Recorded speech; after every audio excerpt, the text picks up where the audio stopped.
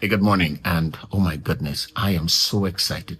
I'm reading from 1 John chapter 2, verse 15. It says, "Do not love this world nor the things it offers you.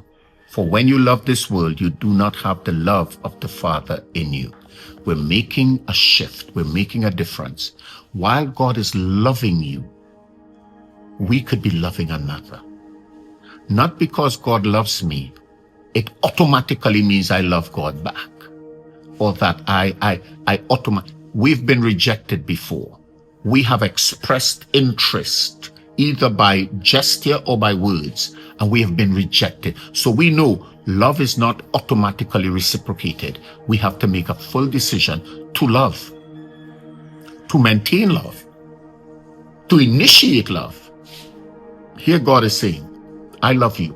I love you. Oh my gosh, I love you with an everlasting love. I love you with a sacrificial level of love. I love you without condemning you.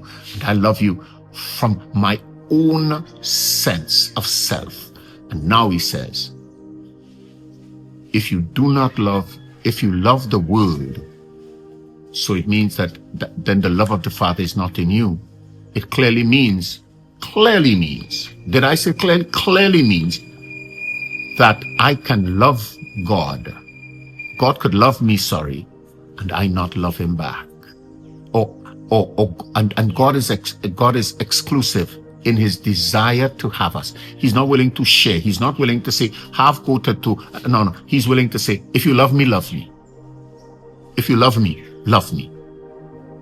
If you don't love me, let's now talk about evangelism. But if you love me, it means that now you have to commit. Now you have to really commit, not just slightly commit, not just on the periphery. No. You've got to get to the core of God's love. He says, if you love the world, because the same word for love in John, where he talks about for God so loved the world, he's saying now, even though I love you so much, if you don't love me, then the love of the Father does not live in me.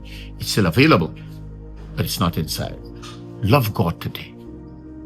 Leave the desires for the world and the things of the world, the sinful things of the world. I'm not talking about food and drink. I'm talking about now getting involved in immoral acts. I'm talking about worshiping other gods in the name of popularity or assimilation. Let's leave those things behind. Let's love God today. Let's commit.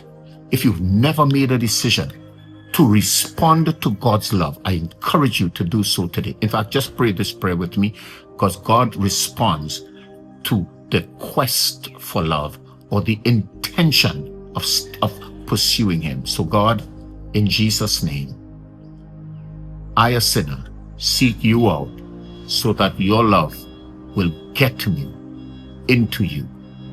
Thanks for saving.